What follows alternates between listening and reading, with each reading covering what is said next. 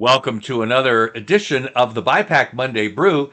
And today we're going to head back to the state of Michigan. Last week, we went through a poll that showed former Congressman Mike Rogers, the Republican, actually doing very well in an open Senate contest in 2026 against his potential Democratic opponents. And you have Congresswoman Haley Stevens, State Senator Mallory McMorrow, and former Wayne County Health Director Abdul El Sayed. They've all raised a substantial amount of money, and they're all competing for the Democratic nomination, which won't be decided until August 4th. So this is a big break for Rogers.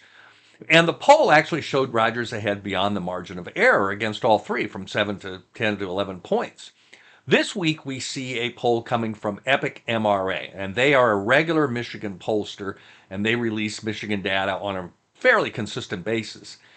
And their polls show something different, but still pretty good news for Rogers because it only shows him behind Congresswoman Stevens by 2 points and State Senator McMorrow by 1. They didn't test El Sayed. So, and everybody's in the low 40s. So, in a state like Michigan, that's really a pretty good showing for Rogers, even though obviously it's not as good as the previous poll, which was from the Rosetta Stone Institute. And when you compare that, however, with the election results we saw in early November from New Jersey, Virginia, and New York City, these are very good numbers for Rogers, and is a pretty positive situation right now for a potential conversion, a Republican from Democrat conversion in that state of Michigan, if these trends continue. So good news for the Republicans in Michigan. Now we turn to North Carolina, where we see some good news for the Democrats there. We have a Harper polling survey of the U.S. Senate race, and it shows former governor Roy Cooper, who, remember, has won 6 statewide elections in North Carolina, 2 as governor and 4 as attorney general. So he's a very well-known figure in the state of North Carolina. And Harper polling shows this race about 8 or 9 points in favor of Cooper, which is a high number, obviously. And in North Carolina, we see always these very tight statewide elections.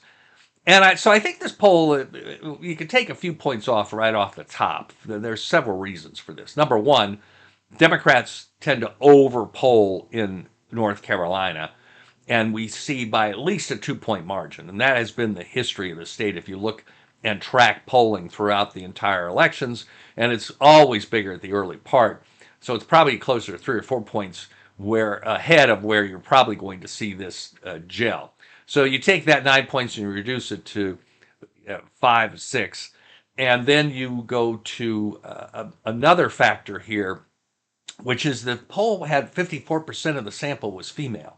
So that also adds at least a point to the Democratic side there.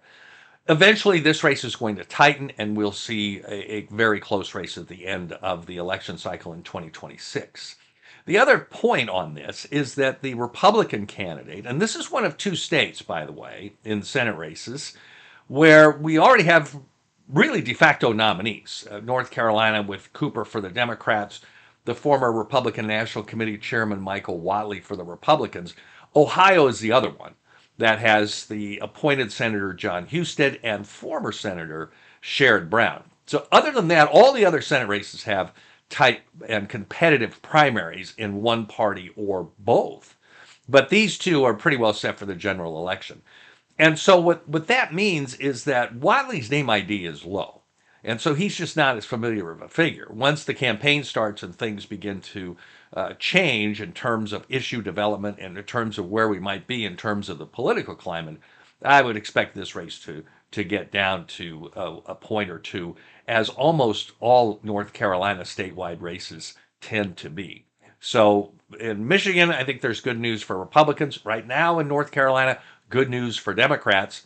And let's turn now to Indiana, where the governor, Mike Braun, who's a former U.S. Senator, called the legislature into special session, and they were going to look at redistricting, congressional redistricting there, which is a very important state for the Republicans because they believe a new map could actually net them a gain of 2 seats, and that would be extremely important where things stand right now. particularly where you see the situation in California where they were able to pass that gerrymandered map for them to counter what Texas is doing, according to Gavin Newsom. And if Virginia gets through their process and gets a redistricting done by the legislature in the next session, which begins in January, then that could be big news for Democrats and a very big problem for Republicans, because it could be a net loss of 4 seats in Virginia for the Republicans. So they need these other states to counter that. Florida's going into session in January. There's maybe a little bit less of an inclination to redistrict there, but I think they'll probably get that back on track. They think they can gain 2 there. But Indiana is important. Now, the legislatures not coming back into session. They can say we're not coming back, even if the governor does call the special session under Indiana procedure.